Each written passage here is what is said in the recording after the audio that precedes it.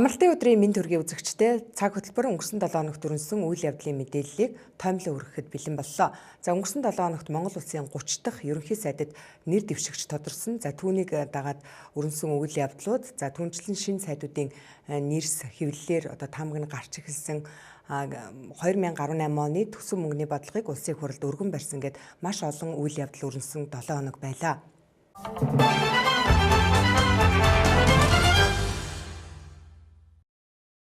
За өнгөрсөн 7 хоногт Монгол Ардын намын 9-р баг хурал хуралдлаа. За энэ хурлаас олон нийтийн хүлээлт байсан нэг зүйл нь за Монгол Ардын намын баг хурлаас хэний нэрийг ерөнхий сайдад нэр дэвшүүлэх вэ? Өөрөөр хэлбэл Монгол Улсын 30 дахь ерөнхий сайдад хэн нэр дэвших вэ гэдэг асуудал байсан. За даваа гарагт эхэлсэн Монгол Ардын намын баг хурал за өглөөний 5 цаг хүртэл хуралдсны эцэст за шадар сайдын үр гүйцэтгэгч Ухнагийн хөрөлсөхийг Монгол Улсын 30 дахь ерөнхий сайдад нэрийг нь дэвшүүлэхээр боллоо. За Монгол Ардын намын удирдах зөвлөлөөс улсын хурлын гишүүн Нямагийн инх болд улсын хурлын гишүүн Үлзий сайхны инх төвшин за шадар сайдын үр гүйцэтгэгч Ухнагийн хөрөлсөх нарын нэрийг дэвшүүлэхээр баг хуралдаа оруулж ирсэн. За ингээд баг хурал дээр эдгээр 3 нэр дэвшигч тус бүрдээ баг хурлын гишүүдэд одоо өөрсдийнхээ мөрийн хөтөлбөрийг танилцуулсан. За ингээд 3 нэр дэвшигчийн мөрийн хөтөлбөрийг сонссны дараа за санал хураалт явуулсан. За ингээд Монгол Ардын намын баг хуралд оролцсон 294 гишүүнээс за Ухнагийн хөрөлцөх 63.9% буюу Монгол Ардын намын 294 гишүүний 188 хүний саналыг авсан. За харин улсын хурлын гишүүн Үлзий сайхны инх төвшин 101 хүн буюу 34.4% саналыг авсан. За улсын хурлын гишүүн Нямагийн инх болд 1.7% саналыг авсан. За ингээд Монгол Ардын намын баг хурлын ихэнх гишүүд нь Ухнагийн хөрөлцөхийг Монгол Улсын 30 дахь ерөнхий сайдад нэр дэвшүүлэх нь зүйтэй гэж үзлээ. За намынхаа гишүүдээс ерөнхий сайдад нэр дэвших эрхээ авч байгаа Ухнагийн хөрөлцөх өөрийн илтгэлтэй за Монгол улс далаад гарцгүйч хүн далаад гарцтай. За Монгол улс хүнсний гүрэн болох ёстой гэж онцолж улс орны чухал сэдвүүдээр баримтлах бодлогоо тоймлон хэлсэн байна. За намынхаа олон гишүүдийн эрхлийг хүлээж хамгийн олон санал авч Монгол улсын 30 дахь ерөнхий сайдад нэр дэвшишээд байгаа Ухнагийн хөрөлцөхийн танилцуулгыг одоо хүргэе. 1968 оны 6 сарын 14-нд Улаанбаатар хотод төржээ. 2016 оны 7 сард 2 дахь удаага шадар сайдаар томилогдсон ажиллаж байна. За мөн тэрээр спортын мастер бэлтгэл хурандаа нэгдсэн үндэсний байгууллагын манлайлагч төрийн түвшээгээр өргөмжлөгдсөн юм а. 1985 онд нийслэлийн 10 жилийн 2 дугаар дунд сургуулийг 1989 онд Батлан хамгаалахын их сургуулийг улс төр судлаач мэргэжлэр 1994 онд төрийн захиргаа удирдлагын хөгжлийн институтыг төрийн удирдлагын арга зүйч мэргэжлэр 2000 онд Монгол Улсын их сургуулийн хууль зүйн дээд сургуулийг эрх зүйч мэргэжлэр тус төгсжээ.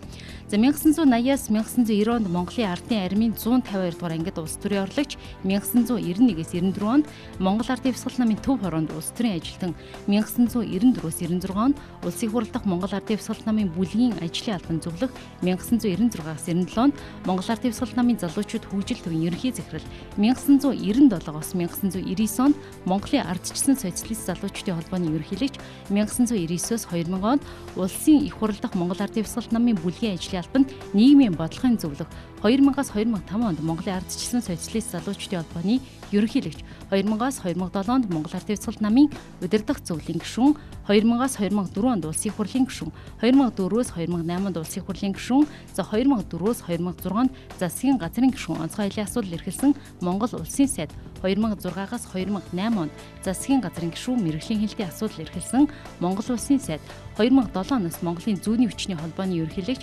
2008-аас 2012 онд Монгол ардын намын ерөнхий нарийн бичгийн дарга, 2012-оос 13 онд улсын хурлын гишүүн, за 2014 оноос өнөө хүртэл Монгол улсын шадар сайдаар ажиллаж байна.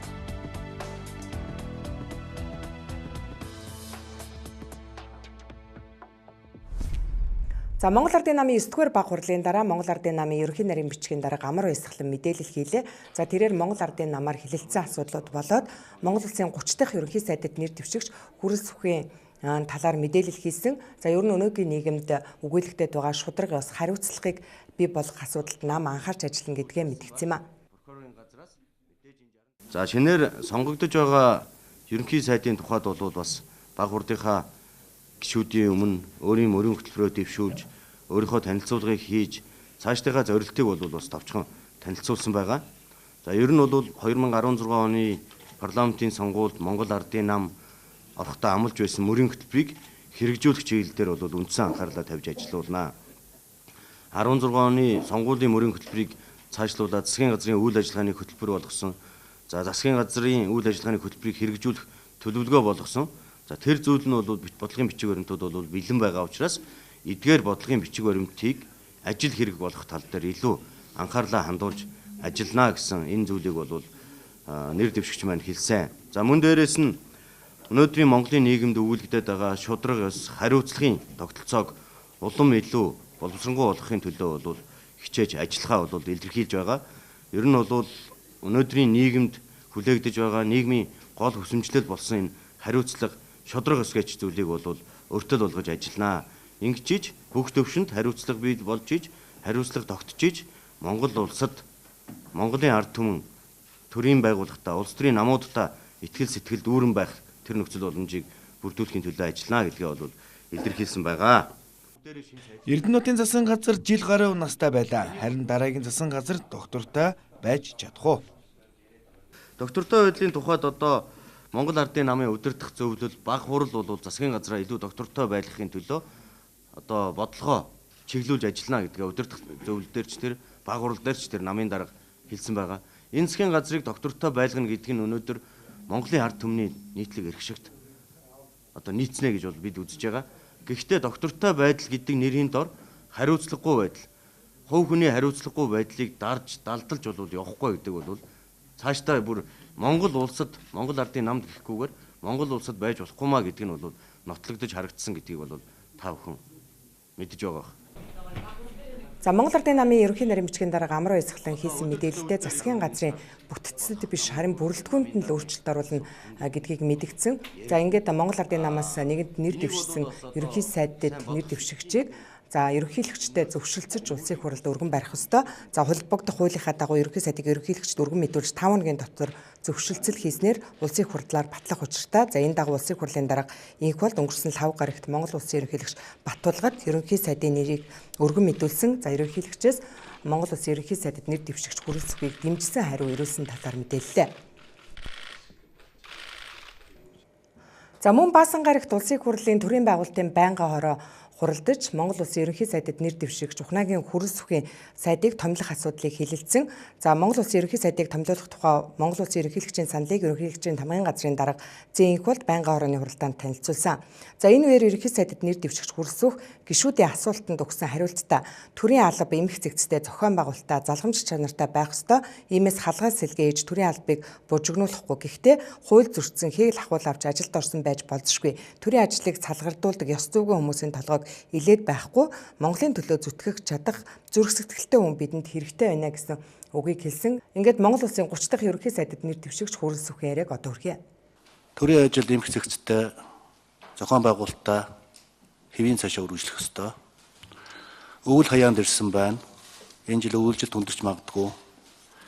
Яамдуудыг татан буулгаж, нийлүүлж, нэгтгэж, тоогийн нэмсэн хаснараа бид нар амжилт болохоор цаг хугацаануудыг амжилт болохоор бүтэц зохион байгуулалтыг өдөр өнгөрсөн хугацаанд зөндөө хийсэн.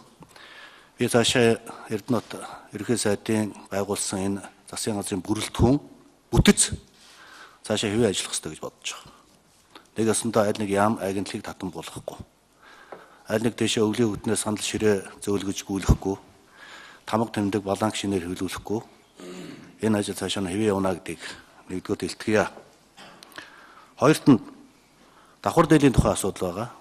Монгол улсын үндсэн хууль бусад хуулинд тодорхой зүйлүүд заагдсан байгаа. Энэ хуулийн хүрээнд цааш нь хэрэгжүүлээ авч явна гэж бодож байна. За дэд хайд нар давхар дээлийн тухай асуудлыг би бас намын болон үлгийнхээ асуудал хурал дээр бас энэ тухай асуудлаа тодорхой байр суурь илэрхийлж ярих болно гэдгийг илэрхийлж байна. За өрийн асуудал байгаа.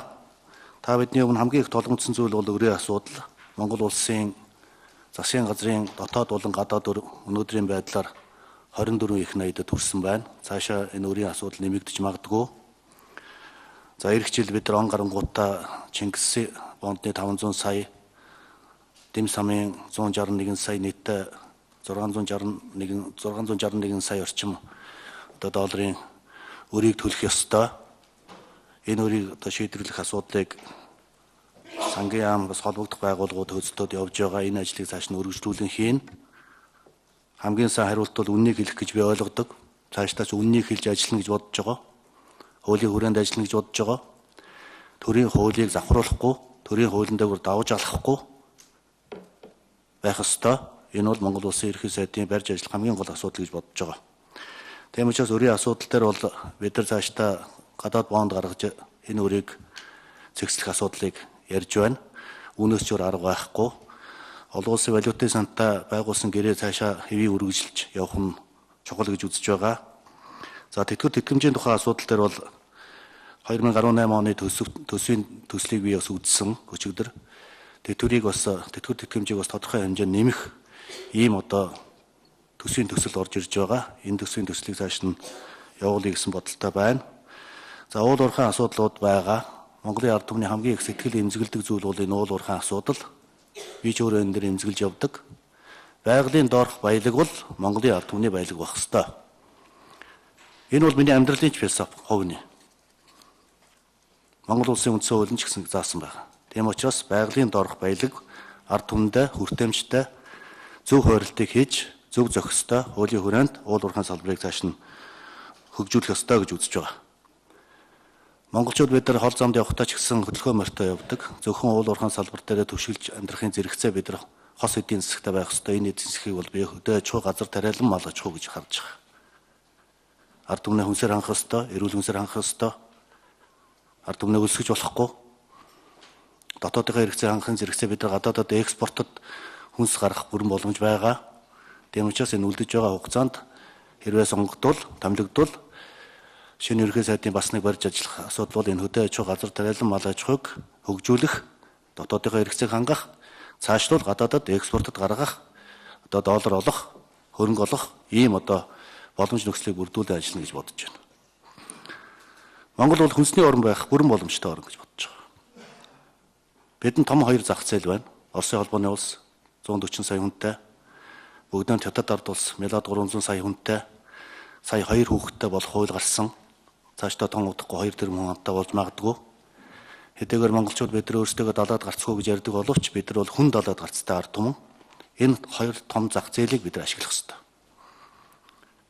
Энэ рүү чиглэсэн хүнсийг Монголдо органик цэвэр бүтээгдэхүүнийг үйлдвэрлэж хүнсийг энэ хоёр том зах зээл дээр гаргах ажлыг хийх ёстой гэж ингэж бодож байна. Ингэж чадвал бас Монгол улсын эдийн засаг өсөж өндөх ийм одоо боломж нөхцөл бүрднэ.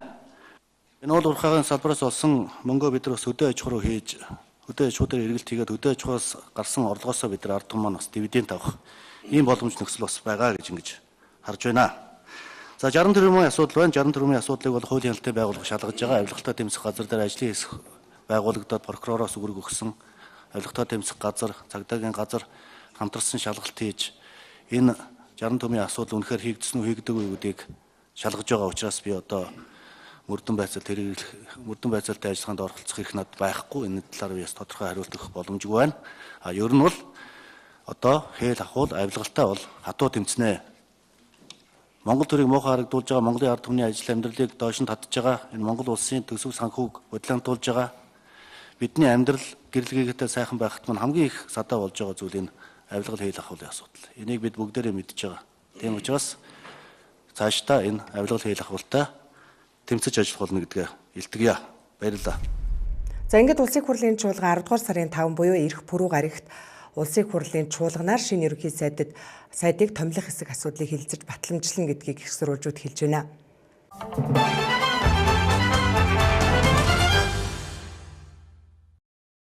За нэгэнт ерөнхий сайдад нэр дэвшигч тодорхой болсны дараа шинэ ерөнхий сайд танхимтай хэнийг багтаах вэ? Засгийн газрын бүрэлдэхүүнд хэн багтах вэ? Өөрөөр хэлбэл ирээдүйд хэн сайдаар томилогдох вэ гэдэг таамгийг дэвшүүлж эхэлсэн. За хамгийн тодорхой болсон зүйл бол энэ удаа хөрс бүхий засгийн газар нь өмнөх засгийн газрын бүрэлдэхүүнийг нь солино, харин бүтцийг нь одоо хэвээр байлгана гэж үзсэн. Өөрөөр хэлэх юм бол өмнөх ерөнхий сайд Эрдэнэтийн засгийн газрын үед ажиллаж байсан тэр бүтэц хэвээрээ байна, сайдуудын тоо хэвээрээ байна. За харин одоо салбарын сайдуудыг шинээр томилно гэдгээ мэдгдсэн. За ингээд цахим сайтуудаар одоо шинэ сайдуудын нэрс таамгууд явж эхэллээ. За захин мэдээллийн хэрэгслүүдээр шинэ сайдуудын нэрсийг хэдийн нэрлээд эхэлсэн гэж хэлж болно. За үүнээс мэдээ цэгийн дээр гарсан мэдээлэлээр бол Монгол улсын ерөнхий сайд хүрэл сүхийн танхимд, за Монгол улсын шадар сайдад улаан, Монгол улсын сайд засгийн газрын хэрэгжлэх газрын даргад улсын хурлын гишүүн Зандан шатар, байгаль орчин аялал жуулчлалын сайдад улсын хурлын гишүүн Содбаатар, за гадаад харилцааны сайдад улсын хурлын гишүүн Цогтбаатар,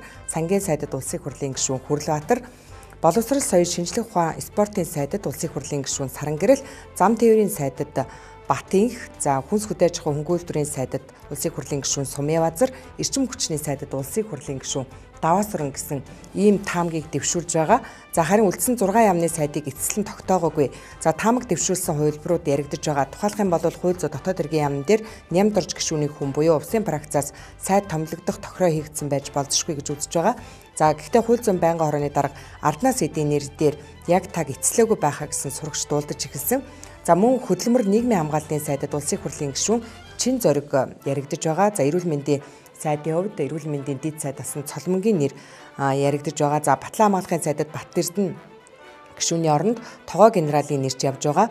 За мөн боловсролын сайдаар саран гэрэл гишүүн зэрэг нэрсийг цахим хуудсууд эхнээсээ нэр устдaan зарлаад эхэлсэн бол за уул уурхай хүнд үйлдвэрийн болон барилга хот байгуулалтын сайд нарын нэр тодорхойгүй байгаа.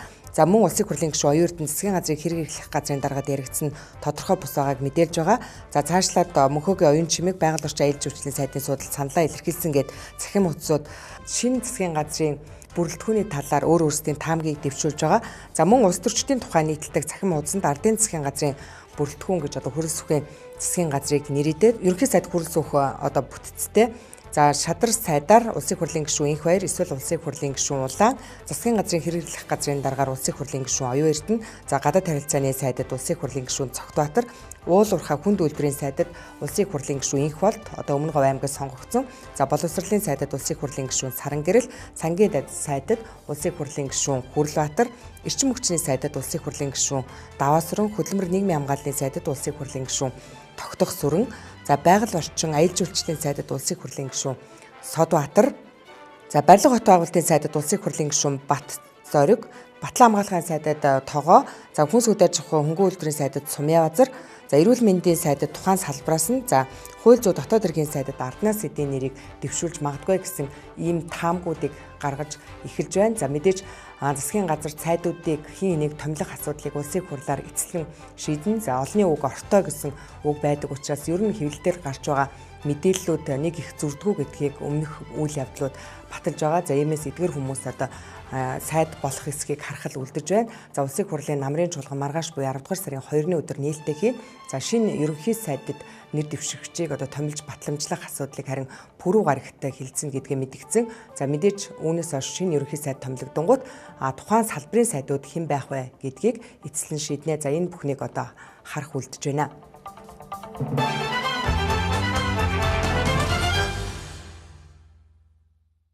За яг үдээд бол улсын төсвийг хилцдэг маш чухал хариуцлагатай үе байдаг.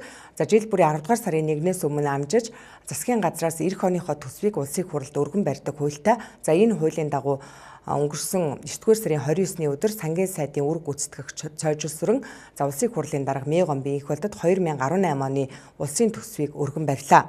За эх 2018 онд Монгол улсын нэгдсэн төсвийн тэнцвэржүүлсэн орлого 7.2 их найд төгрөг буюу дотоодын нийт бүтээгдэхүүний 23.8%, нэгдсэн төсвийн зарлага нь 9.8 их найд төгрөг буюу дотоодын нийт бүтээгдэхүүний 32.4%, нэгдсэн төсвийн нийт алдагдал 2.6 их найд төгрөг буюу дотоодын нийт бүтээгдэхүүний 8.6% байхаар төсөлд тусгасан байна. За улсын хурлаас баталсан хууль тогтоомжийг боловсронгуй болох үндсэн чиглэл олон улсын валютын цантаа тохирсон өргөтгсөн санхүүжилтийн хөтөлбөр тусгасны дагуу татврын 2 дахь шатны шинжилгээний ажлыг эрчимжүүлэн төсвийн орлогод урчирч болзошгүй эрсдлийг тооцсон төсвийн орлогыг бодитогоор төсөөлж боломжит их усрыг дайчлан бааз суурийг нэмэгдүүлнэ гэж тусгасан байна. За мөн 2018 он төсвийн тогтвортой байдлын тухай хуулийн дагуу төсвийн тэнцвэржүүлсэн алдагдлын хэмжээ дотоодын нийт бүтээгдэхүүний 9.5% сэтрэхгүй байх шаардлагатай. За төсвийн төсөл төсвийн тэнцвэржүүлсэн алдагдлыг дотоодын нийт бүтээгдэхүүний 8.6% хүргэн бууруулж төсвийн тэнцлийг тусгай шаардлагаас дотоодын нийт бүтээгдэхүүний 0.9%-аар сайжруулахаар байна гэж сангийн сайд цойжилсран мэдгдсэн. За жил бүрийн 10 дугаар сарын 1-ээс өмнө улсын төсвөөс гадна эх онд төрөөс баримтлах мөнгөний бодлогын үндсэн чиглэлийг бас улсын хурлд өргөн барьдаг. За энэ дагуу улсын хурлын дарга Мегомбын их болдод Монгол банкны ерөнхийлөгч Баяр Цаахан төрөөс мөнгөний бодлогын талаар 2018 онд баримтлах үндсэн чиглэл батлах тухай улсын хурлын тогтоолын төслийг өргөн барьлаа. За мөнгөний бодлогод туссан гол асуудал бол манай улсын худалдааны гол түнш орнуудын эдийн засаг хурдцтай өссөний хүчээр экспортын бүтээгдэхүүний үн нэмэгдэж өмнөх онуудтай харьцуулах юм бол эдийн засаг харьцангуй сайжрах төлөв байдал ажиглагдаж байна гэсэн сайн мэдээтэй юм үндсэн чиглэл мөнгөний бодлогыг өргөн барьлаа. За Монгол улс 2017-оос 18 онд иргэн төлөгдөх гадаад үрийн төлбөрийг дахин санхүүжүүлж, гадаад төлбөрийн чадварын хомсдлыг олон улсын валютын сантай хамтран хэрэгжүүлж байгаа өргөтгсөн санхүүжилтийн хөтөлбөрийн санхүүжилтийн хүрээнд шийдвэрлэж, цаашдын тогтвортой байдлыг төсөв мөнгөний бодлогоор хангахаар бодлогын зорилтыг тодорхойлсон байна. За энэ нь гадаадын хөрөнгө оруулагчид болон зээлжих зэрэглэл тогтоогч аяг агентлагуудын зүгээс Монгол улсын эрсдлийн түвшинг бууруулан ирээдүйн хандлагыг нааштайгаар үнэлэх суур болж байгаа. За төгрөгийн гадаад валюттай харьцах анш харин тогтворчин төгрөгийн харьцангуй өгөөж нэмэгдэж эерэг түвшинд хүрсэн, хадгаламжийн долларжилт буурсан, идэвхтэй үйл ажиллагаа явуулж байгаа аж ахуйн нэгжийн тоо нэмэгдсэн зэрэг нь эдийн засгийн төлөвийн талаарх эерэг хүлээлт зах зээл дээр давамгаалах хандлагатай болсон гэдгийг Монгол банкны ерөнхийлөгч мэдгдлээ. За 2018 онд төрөөс мөнгөний талаараа баримтлах үндсэн чиглэлийг өргөн барихтай холбоотойгоор өнгөрсөн 7 хоногт мөн талуудыг оролцуулсан хилцүүлгийг хийсэн. За энэ хилцүүлгийн үеэр өнөөдөр Монгол улсын эдийн засгийн нөхцөл байдал түүнд нөлөөлж байгаа хүчин зүйлсээс маш олон асуудлаар эрдэмтэн судлаачид өөрсдийн байр суурийг илэрхийллээ. Ирэх онд Монголын эдийн засаг гадаад хүчин зүйлээс ихээхэн шалтгааллах төлөвтэй байна. Учир нь Монголын экспортын орлогын 94%, төсвийн орлогын 25% нь уул уурхайн салбараас бүрддэг. Гадаадын шууд хөрөнгө оруулалтыг энэ оны түвшинд авч үзвэл одоогоор 650 сая ам доллар орж ирсэн ч 500 сая ам долларыг зөвхөн оюуталгаан 2 дахь шатны бүтээн байгуулалтаас бүрдүүлжээ. Нөгөө төгөөр төсвийн алдагдал их, үр зээлийн дарамт өндөр хэвээр байгаа нөхцөлд Монгол улс томоохон төслүүдэд хөдөлгөөнд оруулах, олон улсын валютын сантай тохирсон хөтөлбөрөөр үргэлжлүүлж, хямд их усүр татах, засаглалын институтыг бэхжүүлэх зэрэг арга хэмжээ хэрэгжүүлэх нь эдийн засагт эерэг үр дүн дагуулна гэж үзэж байна. Гэх юм бол Монголын хувьд бол хамгийн тулгамж байгаа асуудал бол дахиад би хэлмээр байгаа институт, засаглал, авилгын асуудал. Энэ гурван асуудлыг шийдвэрлэхгүйгээр юм уу долбоотой зөв механизм олохгүйгээр улс орн бол байгалийн баялагтай улс орнууд хизээж хөгжиж чадаагүй дандаа л хараалт очсон. Ядуу орн ядуугаараа орчдөг шалтгааныг дахиад институт гэж хэлдэг. Байгалийн баялагтай орн яагаад баян болж чаддаггүй шалтгааныг дахиад институт гэдэг. Эдийн засгийн тогтвортой өсч чаддаггүй нэг жил 17% өсөд дараа жил нь хас 2% өссөн шалтгаан дахиад институт гэдэг. Тэгэхээр институцийг бүрдүүлэх асуудал. Энэ бол нийтээрээ хүлээн зөвшөөрсөн хууль тогтоомжийг хэрэгжүүлэхдээ дараа нь засаглалын асуудал. Монголын төрийн засаглалыг компани засаглал шиг болгоно. Хяналтын механизмтэй гүйцэтгэх удирдлага нь ажиллаа хийж чадахгүй бол дээр нь байгаа тууз нь өөрөөр түүхний сольдог, хариуцлагыг тооцдог. Тэнд нь тусдаа аудитын компаниг тууз нь хөслөөд гүйцэтгэх удирдлагыг хийж байгаа үйл ажиллагаа жил болгон шалгадаг, гүйцэтгэлийг хянаад хариуцлага тооцдог. Монгол төглөөний институцийг нь сайжруулах, засаглалыг нь сайжруулах, энэ авилгалаас ангижлах гэдэг бол энэ зөв урт хугацаанд шаардлагатайгаа бүтцийн бодлогууд засгийн газрын шаардлагатай газрын оролцооны үр дүнгээ сайжруулахыг онцгойч байна. Инфляцийг Төв банк 8% нь барихын тулд инфляцийг бий болгож байгаа төрийн үргэлжлэн зардлыг зогсоох, үн докторжуулах хөтөлбөр ипотекийн зээлийг зогсоох шаардлагатай тэр цагт инфляцийг зорилт түвшинтэй хүргэж чадна. Хоёрдугаарт банкуудыг сайн хянах, олон улсын валютын сан арилжааны банкуудад хяналт тавьж байгаа нь чухал. Бүгд найрамдах Солонгос улс Монгол шиг 20-од банктай байсан, 4-5 банктай үлдсэн. Банкны эзэд улс төрчдийг дэмждгийг зогсоох цаг болсныг эдийн засагч Жаргал сайхан хэллээ. За мөн Монгол Улсын их сургуулийн эдийн засгийн сургуулийн багш Дулам Цэрэн Төв банк хуулиа хэрэгжүүлж ажиллах, активын удирдлагыг амжилттай хийгээд том төслүүдэд санхүүжүүлж чадах том банкыг байгуулах. Том банк байгуулж чадахгүй бол өртөө эдийн засаг гэдэг ухтгун арилахгүй, эмзэг байдал арилахгүй. Том банк байгуулснаар хадгаламжийн хүү зээлийн хөг бууруулна. Эдийн засгийг төрөлжүүлэх үн хямд гадаадын хөрөнгө оруулалт татаж чадах юм бол эдийн засгийг төрөлжүүлэх хэрэгсэл бий болно гэж зөвлөлөө. За Монгол улсын эдийн засгийн өнөөгийн нөхцөл байдалд хийсэн судалгааны дөнгө Азийн хөгжлийн банкнаас өнгөрсөн 7 хоногт танилцууллаа. За энэ Азийн хөгжлийн банкны судалгаагаар эхний 8 сарын байдлаар Монгол улсын эдийн засаг 5.3% өсөлттэй. За үүнд нөлөөсөн гол хүчин зүйл нь нүүрсний экспорт нэмэгдсэн явдал байсан гэдгийг онцлсан байна. За энэ оны төгсгөлд Монгол улсын эдийн засаг 4% өсөлттэй гарна гэж урьдчилан тооцож байгаагаа хэллээ. Монгол улсын эдийн засаг 2016 онд 1.2%-аар өссөн бол 2017 оны эхний хагас 5.3%-аар өсч хүчтэй сэргсэн байна. За эдийн засгийн өсөлтийг сайжруулсан үзүүлэлтийн нэг нь нүүрсний экспорт бол олон улсын валютын сангийн хөтөлбөрт хамрагдсан нь мөн голлох нөлөө үзүүлжээ. За 2017 оны эхний хагас жилд нүүрсний экспорт огцом нэмэгдэж, за гадаад худалдааны ашиг өнгөрсөн оны мөн үетэй харьцуулахад 69.5% өссөн зэрэг үзүүлэлт нь эдийн засагт ногоон гэрэл хасахад нөлөөсөн гэж Азийн хөгжлийн банкнаас үзэж байна. Эдийн засгийн өсөлт 4-3% байна гэж таамаглаж байгаа нөхцөл гадаадын шууд хөрөнгө оруулалтыг үзүүлэх нөлөө асар их байх нь чухал. Монгол улсын эдийн засгийн тогтвортой байдал гадаадын хөрөнгө оруулалт чухал үр гүйцэтгэнэ гэж харж байна. 2017 онд орж ирж байгаа хөрөнгө оруулалт гол төлөв уулуурхаан салбарт байсан. Ирэх жилүүдэд үүдийг нэмэгдүүлвэл эдийн засагт сайн тоо гарч ирнэ. За жишээ нь оюутан хөрөнгө оруулалт орж ирлээ. Бидний харж байгаагаар ирэх жил 1 тэрбум орчим $1 хөрөнгө оруулалтаараа Монгол улсад орж ирэх боломж байгаа. Тэгэхээр хөдөө аж ахуйн салбар бол өсөлттэй 4.7%. За аж үйлдвэрийн салбар байна, үйлчилгээний салбар байна. Одоо хамгийн өндөр хувь нэмэр оруулж байгаа үйлчилгээний салбар бол бас цаашд бас үргэлжлэн нэмэгдэх байх гэж байгаа. Тэгэхээр эдгээр нь бол дийлэнхтэй бас нөгөө нүүрснийхаа салбарын өсөлттэй холбоотойгоор жишээ нь тээвэр агуулгах тэдгээрийн нийлүүлэх тийм ээ одоо бөөний болон жижиглэнгийн худалдаа гэх мэт ийм зүйлүүдэд шалтгаалж бол эдийн засгийн өсөлт бол өндөр хувьтай ажиглагдаж байгаа. За харин эхний хагас жилд инфляц дунджаар 3% байсан нь за 2016 он төгрөгийн ханш суларч за импортын өндөр үнээр дамжин үнийн өсөлтөнд нөлөөлж өгсөнтэй холбоотой гэж үзэж байна. За гэхдээ төвшин тавигдсан онцгой алан татвар төвшний үнийн өсөлтөнд нөлөөлөөгүй учраас за инфляц цаашд буурах боломжтой гэж тооцжээ. За мөн Азийн хөгжлийн банк Монгол улсын эдийн засгийн өсөлтийг энэ онд 4% болно гэж тооцоосон бол 2018 онд 3%, за инфляц нь мөн 3% байна гэж тооцоолжээ.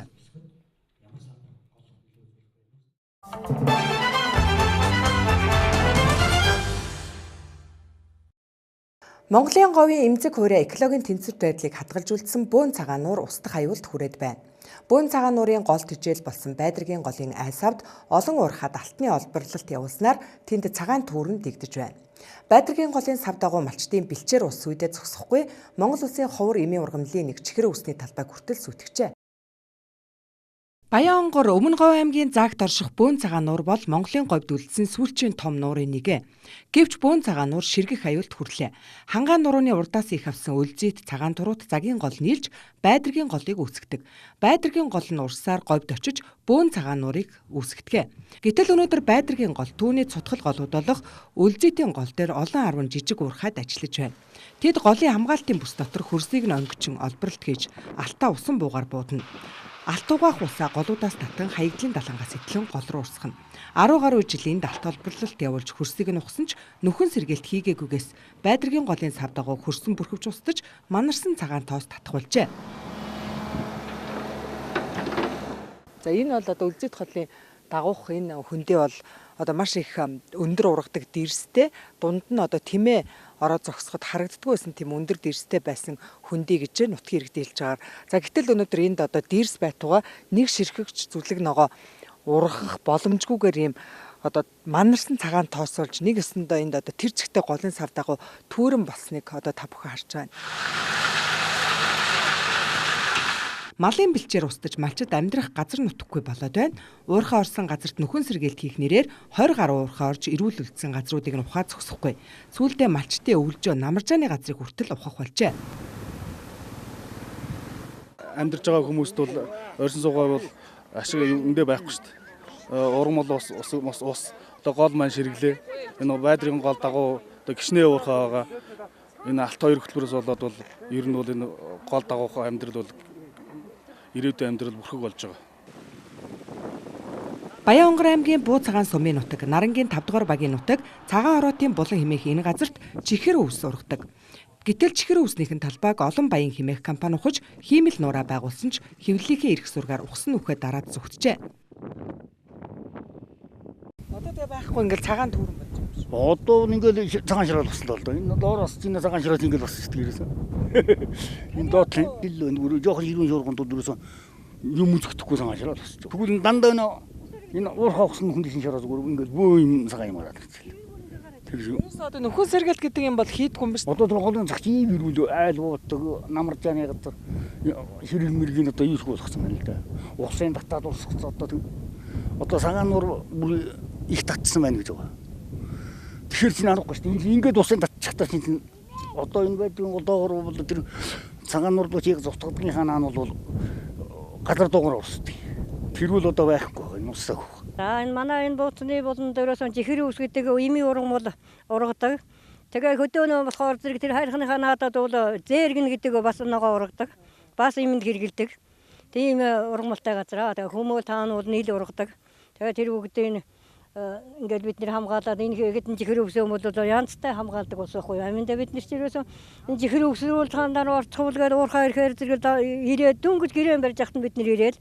За та нар энэ жихэр өвсний хажууд ингээд буусан байж. Та нар энэ жихэр өвсөн дөрөөс хурж болохгүй. Та нарыг ухуулахгүй. Энэ дөрөөс ирүүл газар байгаа. Ингээд тэгсэн чинь дээрээс нь бид нэр чөлөө жившээрэлтэй иргэдийн муралдаар чинь суусан иргэдийн юм уу авцсан гарын өсөм өсөг цуглуулсан гэж хэлдэг.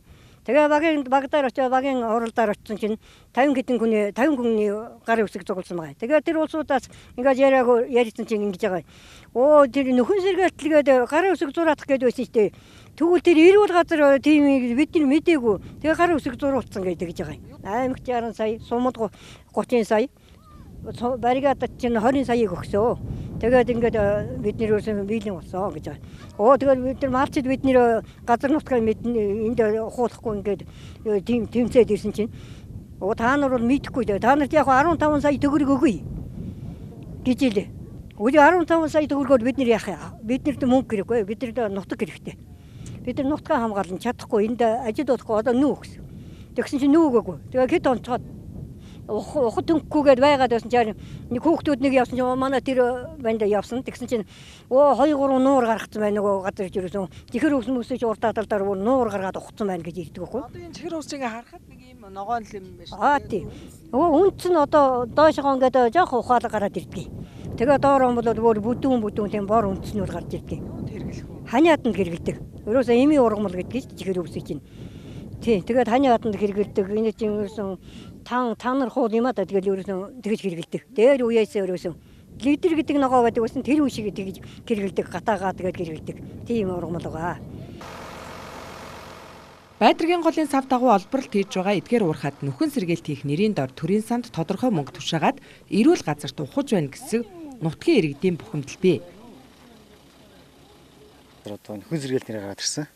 Одоо ингээд тав ингээд харж байгаа эрүүл газар гэдэг нөхөн сэргээлт нэрээр гардаг. Баян-Хонгор аймаг одоо энэ жил 2017 онд одоо манай бөмбөрс үнд одоо мэдээллийн кампани гэж гаргаж ирж байна. Нөхөн сэргээлт биш одоо энэ ашиглалтын кампани одоо ингээд ашиглалт хийгээд байна. Тэгээ хэлэхээр нөхөн сэргээлт хийдэг. Энэ одоо ямар өчтөн одоо мэдээллийг тэнцвэртэй өргөх үүднээс Баян-Хонгор аймгийн засаг даргатай утсаар холбогдож тайлбар авлаа. Нөхөн сэргээлт гээд огт уурхаа явуулаагүй эрүүл газруудад олборлт хийж шít. Хоёр компанидэр тийм асуудал гарсан. Би бүр цагдаагийн дараагаад хэлээд эрүүгээр үүсгэж шалгуулж байгаа. Тэрнээс биш эрүүл газар дээр очиод нөхөн сэргээлт хийж байгаа тийм тохиолдол ёстой байхгүй. Урд өмнө бол одоо хийхдээ бол зүгээр одоо гэрээ байгуулаад нөхөн сэргээлт хийгээл гарчихсан. Одоо бид нар яаж байгаа хөтөлбөр зэрэг бол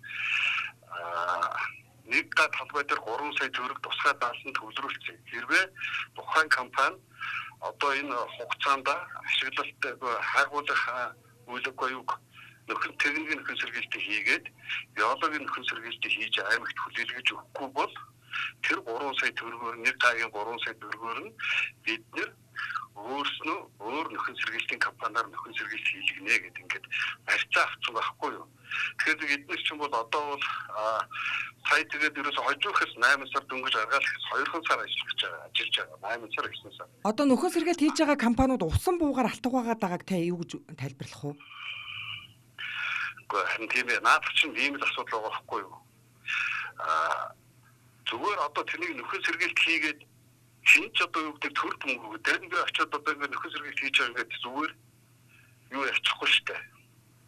Зүгээр очиод тэгээд хүн байхгүй шүү дээ. Тэгэхээр зэрэг байшгүй тэр улсууд тэр дардлаа гаргаж авахын тулд байшгүй олборлт явуулах шүү арга байхгүй. 19 оны 1 сарын 1 гэхэд өөрөлдвөл Баян-Хонгор аймагт энэс хойш эвдэрсэн газар гэж байхгүй.